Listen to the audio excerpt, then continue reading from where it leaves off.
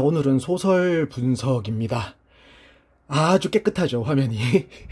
처음에 기본적인 거는 이게 뭐 제가 자료를 따로 만들어서 할까 하다가 그냥 소설은 별로 어렵게 생각하는 사람이 없기도 하고, 그리고 뭐 쉽게 접하기도 하고 그러니까 한번 이제 간단하게 필기하면서 필요한 자료는 뒤에 이제 수능 특강에 나와 있는 제시문을 통해서 어떻게 읽는지, 그 다음에 기본적으로 수능이나 모의고사에 나오는 문제들의 유형은 어떤지, 그 다음에 제시문을 읽을 때 어느 부분에 포인트를 잡고 읽어야 되는지, 그런 것들만 보면 되니까 일단 깔끔하게 했습니다.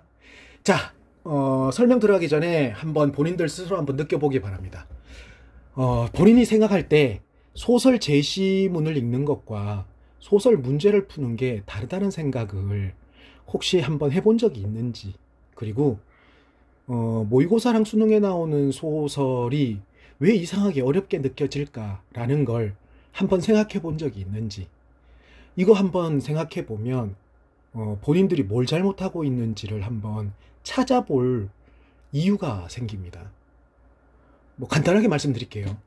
그러니까 수능이랑 모의고사 대비용으로는 소설을 분석하는 방법이 굉장히 필요합니다. 단순하게 소설을 읽고 뭐 밑에 그 학교나 아니면은 일반적으로 뭐 분석하는 수업에서 들었던 것처럼 밑줄 긋고 이게 뭐다 쓰는 거 아무 의미 없어요.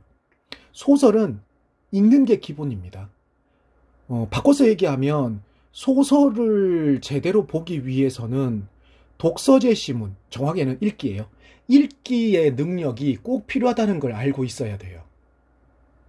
이게 무슨 얘기냐면, 기본적으로 글을 읽어야 소설 속의 소설에 나와 있는 그 구조를 파악할 수 있고, 그 구조를 파악할 수 있으면 전체 내용이 머리에 들어오고, 전체 내용이 머리에 들어오면 소설 문제, 뭐 많으면 5문제까지 나오지만 한 4문제 정도에서 3문제 정도는 그냥 풀고 한 문제도 슬쩍 보면 답이 나와요. 문제는 실수를 안 한다는 전제 조건이 깔려야겠죠. 실수만 없다면 그냥 풀린다는 얘기예요.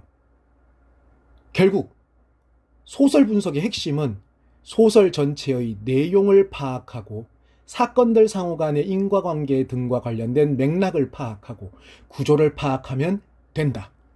기본이에요. 자, 그러면 모의고사랑 수능, 내신까지 포함합시다. 소설을 파악할 때 소설에서 중요한 체크 포인트, 자, 소설의 포인트를 한번 짚어봅시다. 빨강색은 너무 좀 튀니까. 자, 소설 분석의 포인트가 뭘까? 첫 번째는 일단은 사실 뭐 딱 깨놓고 얘기할게요. 소설에서 제일 중요한 건 사건 분석이에요. 근데 사건을 분석하기 위해서 제일 먼저 여러분들이 해야 될 건 인물 분석입니다. 요렇게 인물 그러면 사람만 생각하는데 사람만 나오는 거 아니에요. 걔가 주인공인 소설도 있고 다 있는데, 결국에는 중심된 갈등 혹은 중심된 사건 속에 나오는 동물, 식물 다 포함한 걸 그냥 인물, 캐릭터라고 생각하면 됩니다. 영어로 하는 게 조금 가끔씩은 편할 때가 있으니까 이 캐릭터를 분석하는 거예요. 자, 이 캐릭터를 그러면 어떤 포인트로 분석을 해야 되냐? 자, 소설 속에 나오는 인물들이 도대체 어떤 행동을 하느냐? 그리고 다른 인물들 간의 상호 관계성, 가족 관계도 포함되고요, 친분 관계도 포함되고, 당연히 갈등 관계는 반드시 포함되고, 뭐 그런 겁니다. 요 관계를 파악해야 되고, 이 사람은 도대체 어떤 성격을 갖고 있느냐? 이게 가장 기본이에요. 이걸 분석하지 못하면 파악이 안 됩니다. 이게 뭔 얘기냐면, 자, 이 관계에서 제일 중요한 건 당연히 갈등과 연관되기 때문입니다. 갈등과. 이 갈등 속에 이 사람이 어떤 행동을 하느냐죠. 근데 이 행동 패턴은 대부분 성격과 관련이 되어 있어요. 결국에는 이 세 개가 하나라는 얘기예요. 이해되죠? 어려운 거 없습니다. 자, 두 번째 갑시다. 조금 전에 얘기했던 소설에서의 제일 중요한 건 사실은 사건이다. 근데 이게 왜 두 번째냐? 다시 얘기하지만 인물을 파악해야 사건을 파악할 수 있기 때문입니다. 이 사건이라는 얘기는 제가 수업 시간에 가끔 얘기하는데 갈등, 뭐 사건 이렇게 각각 따로 얘기하는데 골치 아프다 뭐 그러는데 사실 달라요. 소설에서 얘기하는 사건은 장면이 바뀌던가 아니면 등장인물 수가 바뀌던가 아니면 행동이 바뀌던가 그러는 소위 말하는 영화를 생각해 보면요. 장면 바뀌는 게 그게 다 사건이라고 생각해야 돼요. 무슨 얘기냐면 요건 조금 치사한 방법인데 제시문을 읽을 때 문단이 달라지죠. 그러면 장면이 바뀐다고 그냥 생각해요. 이 사실은 아니에요. 근데 읽기 편하게 하기 위해서. 단 대사는 누구의 대사인지를 기준으로 해서 서술 문장과 연결시켜서 보면 됩니다. 서술 문장 얘기했으니까 요 얘기 한번 해볼까요? 제 강의를 듣는 사람들은 알 거니까 그 사람들은 뭐 그냥 한번 대충 반복적이다라고 생각하면 됩니다. 자, 소설 속에 쓰이는 문장의 종류는 몇 개일까요? 모르는 사람 바보 두 가지밖에 없습니다. 하나는 따옴표나 옆줄표, 요즘 옆줄표 써요. 뭐 원래는 따옴표입니다. 즉 등장인물의 말을 쓴 대화 문장과 서술자의 말인 서술문 두 개밖에 없습니다. 그죠? 자, 여기서 다시 소설을 우리에게 말해주는, 자, 말과 글은 소통의 수단이니까 말과 글이 똑같다고 생각하면 됩니다. 서술자가 우리에게 소설을 말해주고 있죠. 그게 바로 아까 얘기했던 서술자입니다. 서술자가 글이죠, 글자. 말을 통해서 우리에게 이야기해 주는 게 소설인데, 그렇다면 서술자의 말은 대화문일까요? 서술문일까요? 당연히 서술자니까 서술문입니다. 대화문은 등장인물의 말이에요. 그죠? 얘는 서술자의 말이다.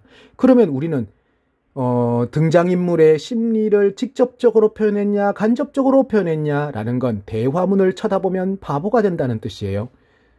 서술문을 봐야 됩니다. 왜? 대화문 속에 나와서 대화문을 통해서 우리가 알게 되는 건 서술자가 우리에게 직접 얘기해 주는 게 아니라 인물을 통해 간접적으로 얘기해 주는 거예요. 이해됩니까? 다시 해볼까요? 등장인물의 심리 표현 혹은 성격을 제시할 때 학교에서 배웠죠? 직접 제시가 있고 간접 제시가 했습니다. 근데 소설을 이야기해주는 사람을 서술자라고 했죠. 그죠?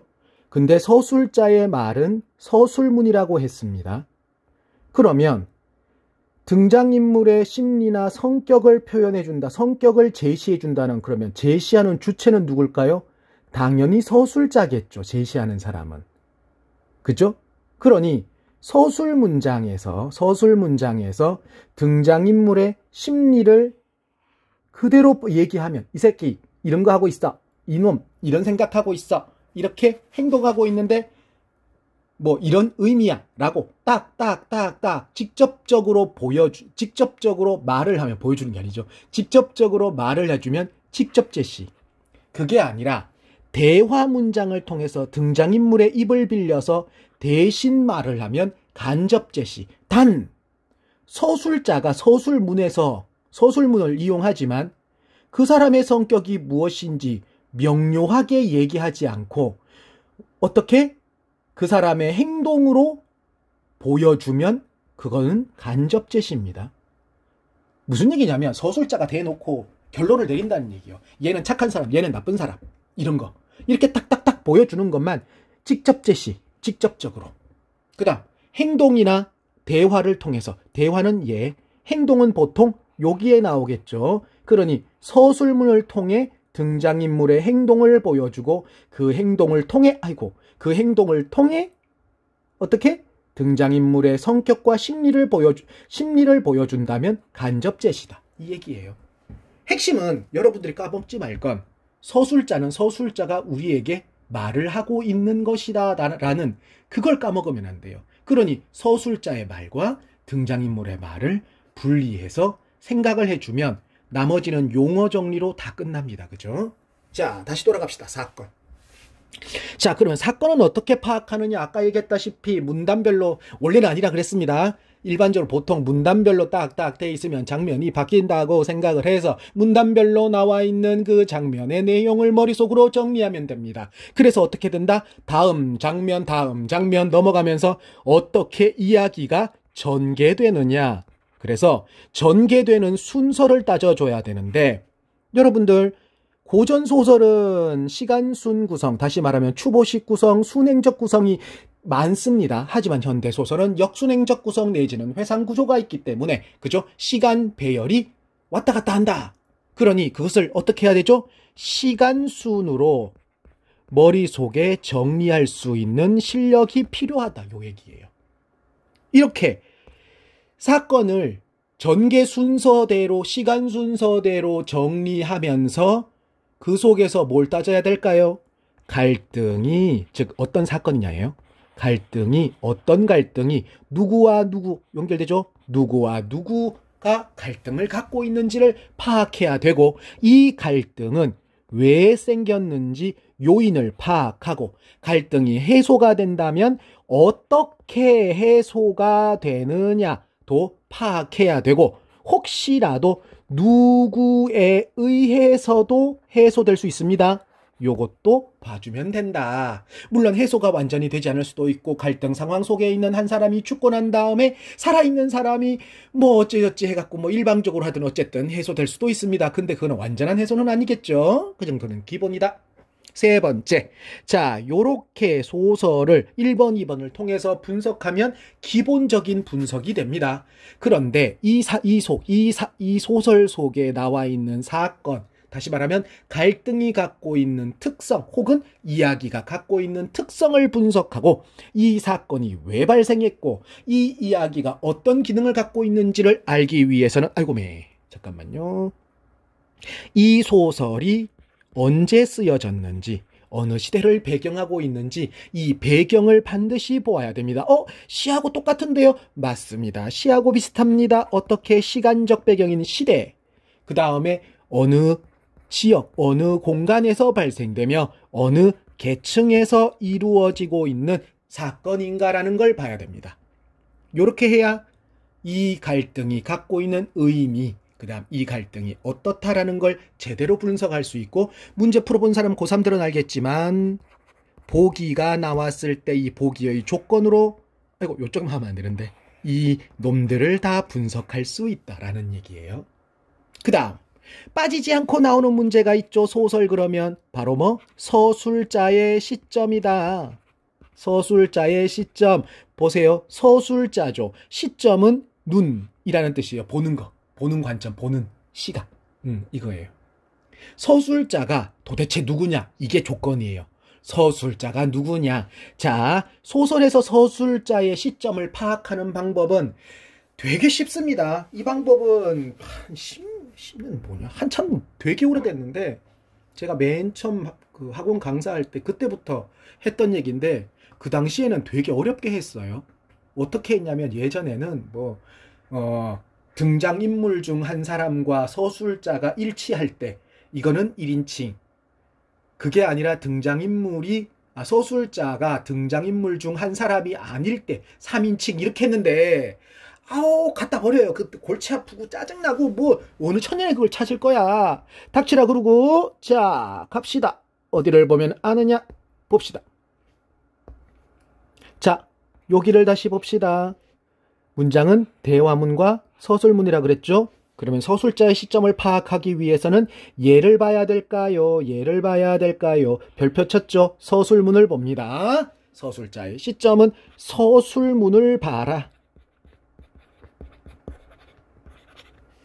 기본입니다. 자, 그러면 어떻게 서술 문장을 보고 어떻게 파악할 수 있냐 봅시다. 서술 문장을 딱 보고 서술문에 나, 내, 우리라는 서술 문장 속이에요.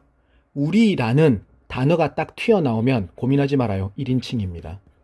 이 얘기는 무슨 얘기냐면, 서술자가 나는 이렇게 했다면 아까 앞에 얘기한 거하고 똑같죠. 등장인물 중 한 사람이 서술자라는 거를 당연히 알 수 있다는 얘기예요. 이거예요. 그냥 이게 끝이에요. 이게 끝. 간단하죠. 서술 문장에 나네 우리 단어 나오면 1인칭. 그러면 안 나오면은 에이 뭐 뻔하지 뭐 3인칭이지 뭐 3인칭. 고민할 거 없어요. 이게 다 답이에요. 이게 그냥. 그러면 1인칭의 주인공도 있고 관찰자도 있는데요. 그거 쉬워요. 그거 구분하는 방법은 갈등을 지니고 있느냐 없느냐예요. 1인칭 주인공은 갈등을 갖고 있습니다. 하지만 1인칭 관찰자는 갈등이 없어요. 자, 여기서 주의할 것. 현대소설은 여러분들이 생각하는 것 이외로 그것보다 훨씬 더 많이 시점이 바뀌는 경우가 많아요. 특히 1인칭 관찰자와 1인칭 주인공을 중간중간에 왔다 갔다 하는 경우가 있습니다. 무슨 얘기냐면 중심된 갈등에는 서술자인 등장인물이 속해 있지 않은데 무슨 얘기냐면 이 얘기입니다. 중심인물이 A와 B입니다. A가 주동인물, B가 반동인물이에요. 이 둘이가 갈등을 갖고 있는 이게 중심사건, 중심 갈등이고 이게 주제를 나타내고 있다고요. 하지만 다른 등장인물인 C가 B와 갈등을 또 살짝 갖고 있고 A하고는 친분관계를 갖고 있다라는 이 소설들, 이런 소설들이 등장할 경우에 여러분들이 푸는 문제 제시문에 요 부분이 나오는 게 아니라 이 부분이 나온다면 그건 1인칭 주인공입니다. 근데 요렇게만 딱 나오진 않아요. 제 경험상. 이게 나오는데 그 중간에 중략해서 살짝 얘가 나와요. 그러면 시점이 바뀌는 겁니다. 어떻게? 1인칭 주인공에서 쏘리 1인칭 관찰자에서 요 부분이 나오면 1인칭 주인공으로 바뀐다는 얘기예요. 됐죠? 그래서 다시 서술문에 나네 우리가 나오면 1인칭. 그런데 내가 누군가 혹은 어떤 대상과 갈등을 지니고 있다면 1인칭 주인공. 갈등이 없이 사건을 바라보고 있다라면 1인칭 관찰자. 자, 여기서 조금 이따 합시다. 그 다음 3인칭 시점 봅시다. 3인칭 시점은 서술문에 나네 우리가 나오는 게 아니라 등장인물들의 이름이나 그녀 그렇게 나오는 경우에요. 그러면 3인칭이 됩니다. 그러면 3인칭 시점은 갈등이 없는데 당연히 없지. 그럼 이거는 뭘로 파악하는데요? 심리 분석입니다. 무슨 얘기냐면 자, 위에서 아까 심리 표현 했죠? 그대로 적용시키면 됩니다. 자, 3인칭 관찰자 시점은 등장인물 중 단 한 사람도 심리 파악이 안 됩니다. 서술 문장에 등장인물의 심리가 분석되어 있는 경우가 없어요. 전혀. 하지만 3인칭 중에 전지적 작가는 한 명이든 전부 다든 어쨌든 심리 파악이 되는 사람이 존재합니다. 이해되죠? 그 사람은 슬펐다. 슬픈 것 같다가 아니에요. 슬펐다. 추측은 아니란 얘기예요. 이런 식으로 되면 그거는 전지적 작가다. 단 주의할 것. 단 3인칭 전지적 작가인데 단 한 사람만 파악되느냐 모두 파악되느냐를 분리해야 됩니다. 한 사람만 파악될 때는 보통 시선 빌리기라고 얘기하든가 아니면 제한된 전지적 작가라고 얘기해요. 제약적이라는 말도 어디 쓰는데도 봤습니다. 제한된 전지적 작가다. 하지만 모두 심리가 파악이 되면 그냥 얘는 전지적 작가다. 요 얘기입니다. 복잡해요. 그러면 치사한 거 알려줄게요. 고전소설 대부분 전지적 작가입니다. 예외인 것도 있어요. 대부분 전지적 작가입니다. 단 주의할 건 고전소설을 읽을 때는 서술자의 개입, 서술자의 논평 파악해야 되고요. 판소리체 소설, 다시 말하면 운율성이 있는지 없는지도 분석해야 됩니다. 그거는 주의 깊고, 현대소설은 전지적 작가인데 제한된 전지적 작가 혹은 시선 빌리기로 쓰인 경우가 꽤 많던가 아니면 1인칭인 경우가 꽤 많아요. 그런 거는 특징적이니까 그렇게 간단하게 외워놓으면 보기는 그나마 쉽다. 됐죠? 그렇게 해서 5번째, 마지막 소설 분석의 5번째, 바로 뭘 파악해야 된다? 주의한 것. 뭘 주의해야 된다? 변화되는 모습이 있느냐 없느냐를 따져야 돼요. 이때의 변화라는 얘기는 첫 번째는 인물의 심리나 성격이 변화되는지를 파악해야 돼요. 이때 변화된다면 뭐 때문에 변화가 되는지, 누구 때문에 변화될 수도 있겠죠. 변화되는 요인을 따진다는 얘기예요. 두 번째는 사건의 전개, 진행이 급변될 수도 있습니다. 확 뒤바뀔 수도 있다고요. 잘 갔는데 갑자기 확 뒤바뀐다. 이러면 그 소설에 의도가 있다는 얘기예요. 그렇게 바뀌는 경우에. 난데없이 갑자기 확 바뀌는 경우 있어요. 물론 현대소설에서는 그렇지는 않은데 고전소설에서는 누군가에 의해서 확 바뀌는 경우 있어요. 그게 바로 일반적으로 어떤 모습으로 나오죠? 기억나는 사람? 천상계의 신선이나 선녀나 부처가 나오든가 뭐 어쨌든 신적 존재가 툭 튀어나오든가 도깨비가 툭 튀어나오든가 그렇게 해서 바뀐다. 이해되죠? 요게 소설 분석의 가장 기본적인 포인트입니다. 자, 그 다음 한번 볼게요. 소설을 분석할 때에 아까 앞에서 봤던 되게 중요한 첫 번째는 사건보다 일단은 첫 번째는 인물에 집중해야 됩니다. 인물에. 중학교 때부터 계속 배웠던 얘기를 살짝 한번 해볼게요. 소설 속에 나오는 인물은 당연히 중심 인물과 주변 인물이 있다는 걸 알 거예요. 이거 보통 1등급 사람들은 그냥 감각적으로 좀 아는데, 그죠? 감각적으로 좀 아는데 1등급이 아닌 사람 2등급도 마찬가지예요. 1등급, 2등급이 사실 큰 차이는 없는데 요 미세한 차이 때문에 등급이 1등급으로 못 가는 사람들이 있어요. 2등급에 머무는 사람들. 그 사람들의 문제인데, 자, 소설을 분석할 때 중심인물 중심으로 생각하는 사람들 많습니다. 이거 모의고사랑 수능 대비하는 사람 아니에요. 이거는 그냥 영화관에서 가서 극장 바라보는 사람하고 똑같아요. 요 얘기 잠깐 여담으로 할까요? 본인이 소설을 읽는 능력, 즉 산문, 그러니까 이야기 구성으로 되어 있는 영화든 연극이든 소설이든 읽고 난 다음에 그거에 대해서 정리를 잘 하는 사람과 못하는 사람들의 제일 큰 차이점을 알려줄게요.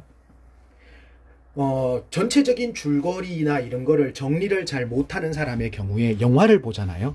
그러면 주인공 중심으로 봐요. 무슨 얘기냐면 주인공 이름을 본다고요. 예를 들어서 이병헌이 어쩌고 저쩌고 이렇게 나와요. 그 영화 어땠는데 줄거리 좀 얘기해봐. 그러면 이병헌이 나오는 지금 하고 있는 그 뭐죠? 승부 맞나요? 승부 영화를 보고 난 다음에 줄거리 좀 어떤지 얘기해봐라 라고 얘기하면 이병헌이 어떻고 저떻고 유아인이 어떻고 저떻고 이렇게 얘기한다고요. 무슨 얘기냐면 이야기 속에 있는 인물에 집중을 하는 게 아니라 그 영화를 예로 들면 그 배우에 집중을 한다고요. 이거하고 비슷하게 소설을 읽고 난 다음에 주인공 중심만 따라간다는 얘기예요. 즉 사건이 무슨 얘기 어떻게 진행되고 누구에 의해서 하고 이런 건 전혀 신경 안 쓰고 그냥 이병헌이 나와갖고 바둑 두는데 유아인이 어린애로 나오는 저기 배우 이름이 뭐더라? 저 배우 이름이 기억이 안 나는데 김강훈인가? 그럴 거예요 아마. 김강훈인가 확실한 거 모르겠습니다. 김강훈인가 하는 그 걔가 유아인 그 어렸을 때로 나오는데 걔가 똑똑하고 바둑도 잘 두고 근데 싸가지도 없고 그랬는데 데려다가 키웠는데 바둑도 갖고 나중엔 졌다? 이러고 끝난다는 얘기예요. 그죠? 반대로 해볼게요. 이제 좀 결혼하신 어머니들이나 아니면은 나이가 좀 든 여성분들의 경우에 아침 드라마나 보통 드라마 보면 드라마의 실질적인 내용은 한 45분짜리 드라마인데 친구들이랑 얘기할 때 보면 그 줄거리를 얘기하는데 2시간씩 얘기한 사람이 있어요. 살이 붓고 해가지고 알고 보면 실제로 나중에 알고 보면 다른 얘기예요. 이게 무슨 얘기냐면 산문을 읽을 때에 우리가 생활 속에서 그냥 보는 시각과 수능 모의고사를 치는 시각이 다르다는 걸, 정확하게는 원래는 모의고사랑 수능 치는 이 시각, 이 분석이 맞아요. 근데 너무 개성적이고 개인적이어서 그렇게 길어지거나 바뀌는 경우인데 중요 포인트가 있다는 얘기예요. 자, 그 포인트를 알려드립니다. 중심인물 중심으로 소설을 읽으면요, 어떻게 되냐면 이야기 전체의, 즉 중심, 사건, 전개를 따라가게 됩니다. 중심인물 중심으로 사건을 따라가면요. 즉 중심 사건이 뭔데라고 얘기하면 중심인물 중심으로 이야기를 정리를 하면 중심 사건이 보입니다. 이 중심 사건이란 건 당연히 핵심적 갈등, 즉 중심 갈등이죠. 제일 중요한 갈등입니다. 이거를 파악할 수 있고 이 중심 갈등을 파악한다는 얘기는 주제에 근접할 수 있다는 얘기요. 여기서도 이 주제는 핵심적 주제를 얘기합니다. 주제가 하나만 딱 나오는 경우는 좋겠지만 그게 아니라 여러 가지로 분석될 수 있죠. 예를 들어볼까요? 춘향전 같은 경우에 여러분들 알고 있는 주제는 변함없는 사랑, 지조와 절개. 근데 백성들의 시각으로 보면 탐관오리 척결. 그죠? 그러면 암행어사 관리들의 입장에서 보면 뭡니까? 정부의 희맹, 즉 중앙정부에 의해 지방에서 발생되는 부패를 척결한다. 즉 왕권이 제대로 성립이 되고 정치가 제대로 돌아가고 있고 태평성대가 이루어진다라는 걸로 다시 볼 수 있다는 얘기예요. 다시 말하면 보는 시각이 달라진다는, 보는 시각에 따라 주제가 달라지고 내용이 달라질 수 있다는 것을 못 알아챈다는 얘기예요. 왜? 중심인물 중심으로 보니까. 그렇다는 얘기예요. 다시 정리하면 중심인물의 심리와 행동 변화를 중심으로 이야기를, 즉 줄거리를 파악하면 중심적 이야기 전개에 파악하는 데 도움이 된다. 그렇다면 주변 인물은요? 자, 주변 인물 기능 볼게요. 자, 주변 인물의 기능은 일단 첫 번째는 중심인물의 성격을 드러내는 경우가 많습니다. 중심인물이 어떤 성격을 갖고 있고 어떤 생각을 갖고 있고 어떤 패턴을 갖고 있는지 보여준다는 얘기예요. 예를 들면 처와 첩에 대한 갈등의 소설이다라고 하면 첩 옆에 있는 종이 시종 혹은 시녀가, 아니면은 여자 종이 자기 주인을 꼬드기는 거예요. 이렇게 이러니까 먼저 이렇게 해가지고 첫째 부인을 내쫓고 마님이 첫째 부인 하세요. 왜? 자기가 좋아지거든. 이런 식으로 해서 꼬드겨서 그 사람의 내면에 있던 욕구, 욕망을 드러내게 해준다는 얘기예요. 그 다음 이렇게 되기 때문에 이 주변 인물은 갈등이 형성되는, 혹은 다른 말로 하면 유발된다라고도 하죠. 유발. 갈등 형성의 요인을 제공하거나, 그죠? 요인을 제공하거나, 혹은 반대로 갈등을 해소하는 요인이 되기도 합니다. 자, 이렇게 놓고 보세요. 생각보다 꽤 중요하다는 얘기입니다. 이해되죠? 뭔 소린지. 다음 영상이겠네요. 전우치전으로 간단하게 얘기할 건데, 거기에도 보면 여러분들 수능특강 풀어본 사람들은 알 겁니다. 전우치전에도 보면 장계창이나 한재경이나 호조판서나 이런 사람들이 전부 주변 인물이에요. 이 사람들을 파악하지 않으면 문제를 풀 수 없습니다. 기억나는 사람 있을 거예요. 올해 수능특강에 실려있는 전우치전을 보면 1번 문제가 한재경과 저 호조판서, 그 다음에 누구였죠? 장계창. 장계창에 대한 얘기가 나와요. 물론 전우치와의 관계나 전우치가 어떻게 했다 이렇게도 나오지만 실질적 내용 속을 보면 한재경이랑 장계창의 행동이나 이 사람을 통해서 전우치의 어떤 모습이 나온다, 아니면 임금의 어떤 모습이 나온다, 이런 게 나온다는 얘기예요. 중요하죠. 그러니 다시 정리하면 영화나 드라마나 단순하게 재미삼아 보는 소설을 파악하는 그 방법과 모의고사 수능을 푸는, 즉 수능을 풀기 위해서 바라보는 소설 분석은 다르다는 걸 알고 있어야 된다는 얘기예요. 됐죠? 자, 그 다음에 봅시다. 그 다음에 분석해야 될 건 두 번째로 아까 얘기했지만 사건이라고 했습니다. 사건. 소설에서의 사건은 당연히 소설 구성 단계와 연결됩니다. 소설 구성 단계는 여러분들 잘 알고 있지만 발단, 전개, 위기, 절정, 결말입니다. 그 중에서 사건과 관련된 거는 당연히 발단보다는 전개, 위기, 절정, 결말이 직접적이라고 볼 수 있어요. 근데 요즘 여러분들 완전히 현대소설, 그러니까 1990년 이후에 나온 소설, 80년까지 쳐줍시다. 80년 이후에 나온 소설들을 보면 발단 부분, 다시 말하면 소설의 발단은 보통 인물의 소개, 아니면 상황의 소개, 분위기 형성, 요렇게 갑니다. 그죠? 근데 그 부분을 훅 잘라버리고 처음부터 사건이 툭 튀어나온다는 얘기예요. 예를 들면 누가 죽었다. 그죠? 이런 식으로 나온다고요. 그런 식으로 시작하는 이유가 앞에 나오는 발단 부분을, 즉 속에 나오는 부분이 현대인에게 있어서는 뭐하다? 답답하고 지루하다는 얘기예요. 그러니 흥미 유발 내지는 시선의 집중, 그리고 사건에 집중시키기 위해서는 굳이 발단 부분에 그런 소개 내용을 쓰지 않는다는 얘기예요. 혹은 축약하거나 아예 생략하거나 이런 식으로 간다는 얘기입니다. 그게 현대소설의 특징. 고전소설은 그렇지 않습니다. 그래서 고전소설에서 시험에 나오는 부분은, 소설의 발단 부분은 거의 안 나와요. 가장 앞부분 나와봐야 전개 부분이 나오지, 대부분은 당연히 절정과 결말, 혹은 위기 살짝 나오고 절정 나오고 결말 나오든가, 요렇게 나오든가, 아니면 위기 부분이 나오든가, 요런 식으로 나옵니다. 그래서 사건이 나오는 부분은, 발단 부분은 시험에 잘 안 나온다. 이유는 대부분 소개 부분이기 때문이다. 그래서 잘 나오지 않는다. 실질적으로 시험에 나오는 부분은 이 뒷부분이다. 전개 부분부터 결말 부분까지다. 여기 전개부터 결말 사이는 여러분들 사건 분석할 때 제일 중요한 게 첫 번째, 아까 얘기했던 겁니다. 기억해야지. 첫 번째는 사건을 시간 순으로 재배열해야 된다. 두 번째, 니은인데.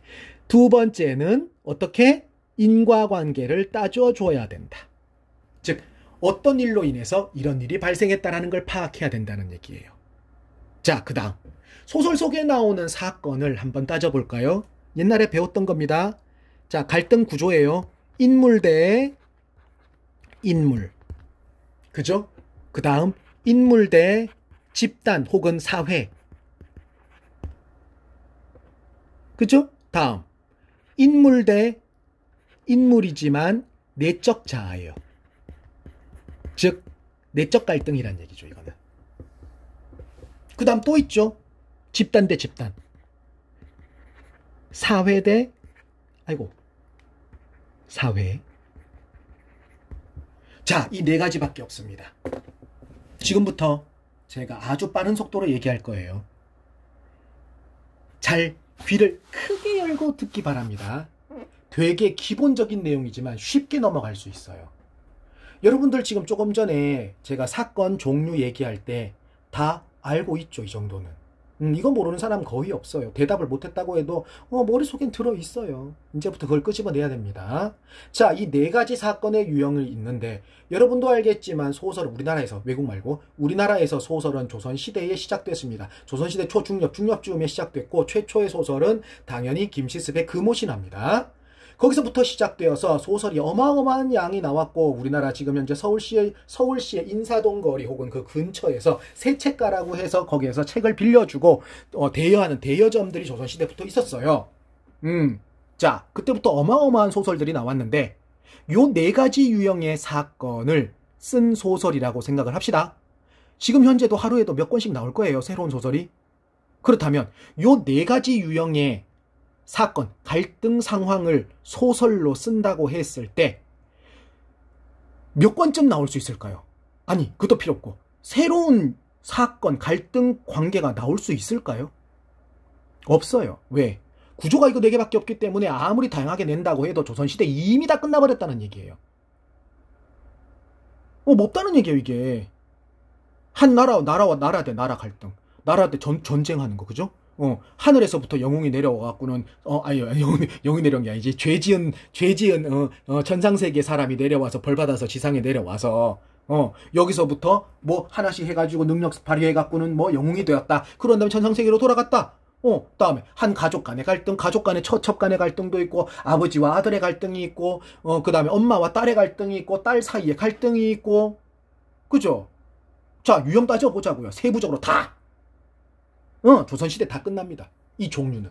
그렇다면 지금 현재까지 나오고 있는 현대소설들은 이 다양한 이야기를, 다양한 이야기지. 이 네 가지의 이야기를 다양하게 전개한다고 해도 이미 조선시대에 나왔던 데서 시대적으로 변화를 한 것밖에는 없다는 얘기예요. 이해되죠? 그럼 뭐 새로운 게 있을까? 새로운 거 없지. 없다고요. 없습니다. 그러면 어떻게 새롭게 할 것인가?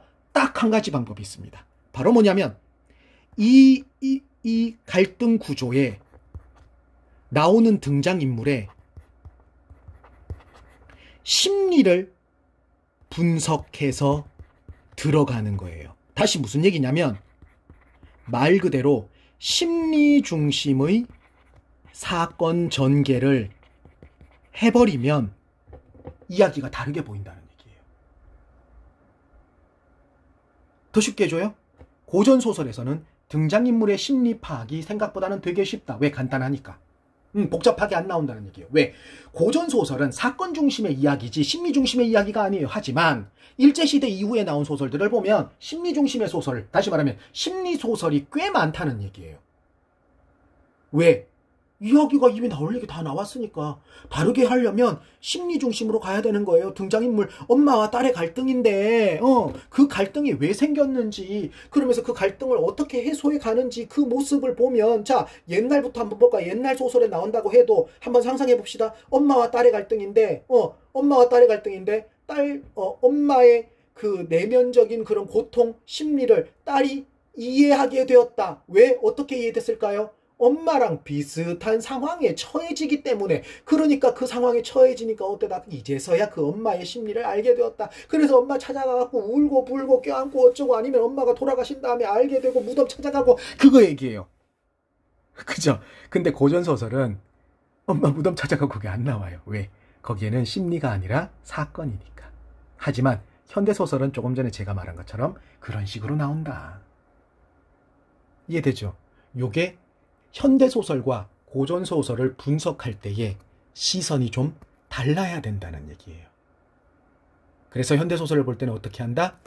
사건의 흐름 속에서 등장인물의 심리 변화와 그것을 통해서 말하고자 하는 주제를 파악해야 돼요. 즉, 서술자의 주제 표현 의도 혹은 주제를 드러내는 의도성을 파악을 해야 된다는 얘기예요. 이해되죠? 다음으로 넘어가겠습니다. 자, 세 번째로 얘기한 건 당연히 서술 방식이죠. 그죠? 시점입니다. 시점. 서술자의 시점이죠. 아이고. 서술자 뺍시다. 이제 귀찮으니까. 시점입니다. 시점 파악하는 건 앞에서 얘기했으니까 굳이 얘기하지 말고 우리는 지금 조금 특징적으로 봅시다. 1인칭 시점의 특징은 주관적이다. 이게 주인공여도 마찬가지고 관찰자도 마찬가지입니다. 관찰자일 경우에는 사건을 객관적으로 중심 사건을 객관적으로 바라보려고 한다고 해도 자기의 생각이 드러날 수밖에 없어요. 그래서 95% 이상은 주관적이다. 하지만이 아니지. 그리고 또 특징은 1인칭, 다시 말하면 등장인물의 시선을 따라가기 때문에 사건 전체를 바라보는 게 제한적인 시각을 지니고 있다. 즉, 그 사람이 직접 보거나 듣거나 하지 않는 것들은 알 수 없다는 얘기예요. 즉, 다른 사람을 통해서 듣게 된다. 가장 대표적인 게 여러분들 알고 있는 9켤레의 구두예요. 9켤레의 구두로 뭐 사라진 사나인가? 그죠? 9켤레의 구두예요. 거기 보면 그 남자가 그 앞에 그 세대로 사는 남자가 어떻게 된지 몰라요. 뒷부분에. 모른다는 얘기 어떻게 된지. 그 얘기예요. 다음. 3인칭 갑시다. 3인칭은 위의 거에 비해서는 객관적입니다. 특히 전지적 작가일 경우에는 객관적인 경우가 많아요. 그래서 3인칭 시점은 객관적이다. 또 하나, 3인칭 관찰자보다는 전지적 작가가 훨씬 더 개방된 시각이에요. 혹은 뭐라 그럴까? 개방하지 말고 넓은 시각 합시다. 넓은 시각을 갖고 있다. 그래서 사건의 전말 내지는 사건에 대해서 잘 알고 있다. 다시 정리하지만 시점 파악할 때 주의해야 될 거, 시점의 변화, 즉 시점이 바뀌는 변화가 있을 수 있으니 어떻게 바뀌는지, 무엇에서 무엇으로 바뀌는지 반드시 파악해야 된다. 그러니 서술자가 누군지를 분석하는 게 중요하다는 얘기예요. 이해됐죠? 다음, 네 번째가 아까 나왔던 거 조금 다르게 갑시다. 요게 지금 6월 모의고사, 사실은 뭐 3월 모의고사도 가끔씩 나오는데 6모부터 본격적으로 등장하고 수능에는 거의 빠지지 않고 나옵니다. 소설석에 나오는 상징성이에요. 비유 아니에요. 상징성입니다. 소설 속에는 꽤 많은 상징성이 나옵니다. 제일 많이 나오는 거는 동물, 식물, 그 다음은 사물, 깨진 거울 이런 거 있죠.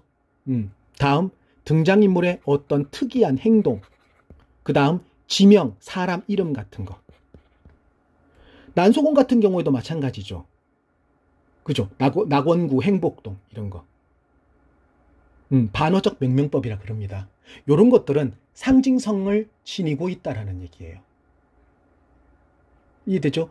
이게 왜 중요하냐면 이런 것들을 통해서 등장인물들이 갖고 있는 상황을 보여주기도, 상황을 암시하기도 하고 보여주기도 하고 주제를 드러내주기도 합니다. 어렵지 않죠? 자, 그러면 한번 머릿속으로 한번 그동안에 풀었던 문제들 한번 슬쩍 떠올려 볼까요? 어떤 문제들이 나오는지. 자, 기본적으로 나오는 건 내용 확인 반드시 나오죠. 반드시 나옵니다. 그 다음 등장인물의 심리, 성격은 요즘 잘하는데 심리가 잘 나와요. 무슨 생각을 하고 있는지, 왜 그렇게 했는지 이런 거예요. 그래서 그런 것들이 내용 확인 속에 들어갑니다. 그 다음 나오는 건 보기가 주어지고 그 보기로 소설을 바라보는 건데, 이거는 제가 이거를 공개 영상으로 만들어야 될지 모르겠는데, 소설을 분석할 때 현대소설을 분석하고 지금 현재 모의고사 수능에, 올해 모의고사 수능에 나오는 첫 번째 제일 중요한 키워드가 있습니다. 그 두 개는 조금 제가 고민 좀 해보고 할게요. 그 두 개는 굉장히 중요하다. 이해되죠? 그 다음 소설을 내용은 파악하는데 문제 풀 때 잘 실수를 많이 한다, 이런 사람들이 많은데, 그런 사람들을 위해서 제가 한마디 할게요. 여러분들 문제, 고1, 고2 문제 아니에요. 고3 모의고사나 수능 문제 보면 문제 밑에 있는 선택지 있죠. 선택지의 내용이 어디 있는지 찾으려고 할 때 그대로 나오는 경우가, 즉 제시문에 그대로 있는 경우가 많을까요? 아니면 어휘 등의 표현 방식을 살짝 바꾸는 게 많을까요? 고3부터는 바뀌는 게 많습니다. 무슨 얘기냐면 상황을 통해서, 즉 상황을 분석하고 이해해야 선택지의 내용을 알 수 있다는 얘기예요. 이해되죠? 결국 소설을, 제가 지금까지 얘기했던 것처럼 소설을 분석하고 그거를 전체적으로 사건, 등장인물들의 관계를 파악하고 어떻게 표현되고 있는지 시점과 사건 속에 등장하는 등장인물들과 관련된 어떤 소재들이 지니고 있는 상징성을 파악해서 서술자가 무엇을 얘기하고 있는지를 보기를 통해 주어지는 다양한 관점을 통해 각각 파악하는 능력을 길러야 됩니다. 그게 안 되면 힘들어요. 됐죠? 오늘 일단 강의는 여기서 멈춥니다. 다음 수업은 제가 자료를 올려놨는데, 자료가 4월 7일이죠.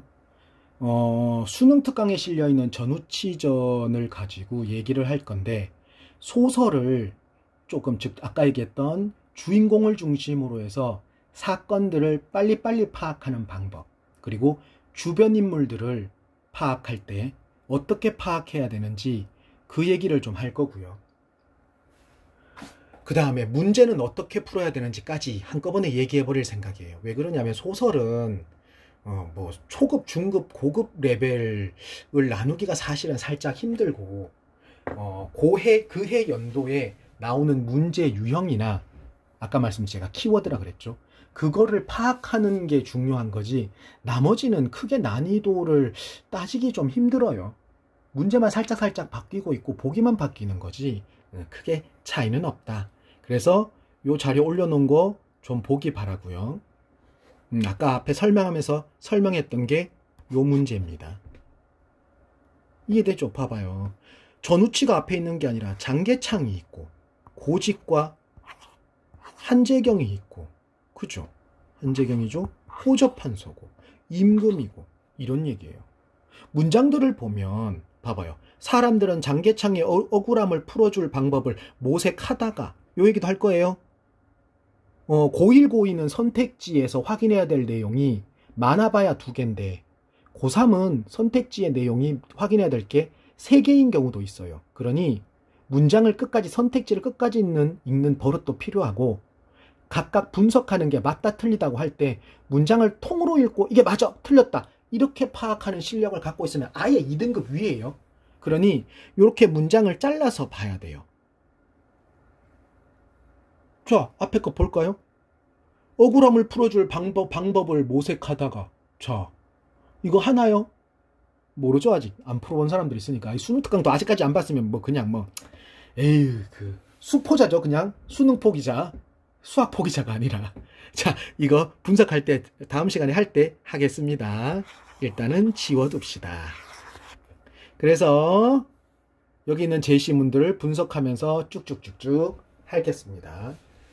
자, 오늘은 기본적인 소설 분석의 기본적인 얘기를 했는데 사실은 내용이 솔직하게 얘기할게요. 제가 대략 한 45분 동안 얘기한 게 수능에서 소설 문제를 푸는 데의 대략 90% 이상의 힘을 발휘할 겁니다. 저 정도만 알고 있으면 소설 분석하는 거 어렵지 않아요. 물론 저게 이론이에요. 실전은 어떻게 적용되는지는 알려줄 거예요. 그러니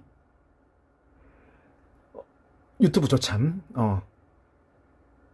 구독해놓고 알람하기 바랍니다.